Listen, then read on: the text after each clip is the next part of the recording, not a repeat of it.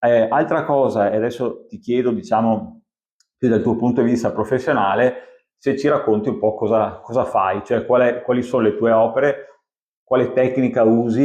No, è da tanti anni che ci lavoro, per cui ultimamente sto lavorando su delle terrecotte che sono, io le chiamo terrecotte abitabili, servono a me a costruire progetti e proporre a certi comuni. Adesso qui abbiamo avuto la fortuna che uno è nato, quindi proporre alcuni animali del territorio, far vedere ai cittadini cosa effettivamente passa, poterli vedere nelle loro dimensioni reali. E effettivamente un cinghiale non è così grande come pensiamo, un lupo non fa così paura come pensiamo, è più piccolo di certi cani, d'accordo?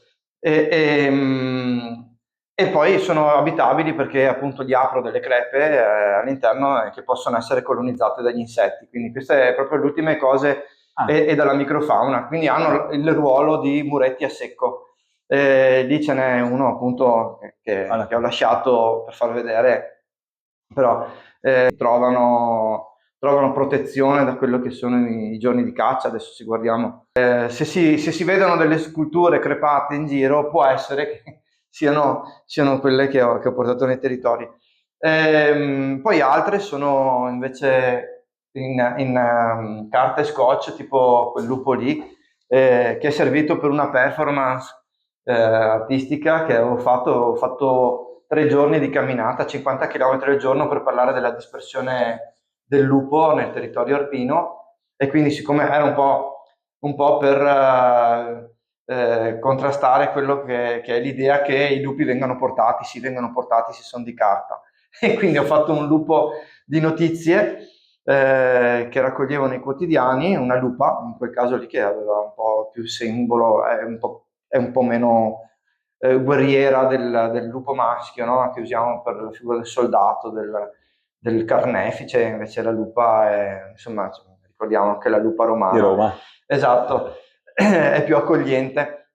Me la sono portata in spalla e così ho potuto lavorare con il Life Walls Alps per una cosa e con il Muse di Trento per appunto un documento che poi mi è servito anche per scrivere questo libricino su come fare una performance, che non è un momento di dimostrazione dove ci si mette in spalla qualcosa, ma bisogna invece attivare, c'è una responsabilità sociale, per cui io ho dovuto chiedere i permessi ai forestali, ho dovuto chiedere i permessi agli esperti in maniera da non minare determinati livelli di mediazione che erano stati fatti in un territorio che accetta malvolentieri la presenza del lupo dopo 200 anni di anarchia totale, no?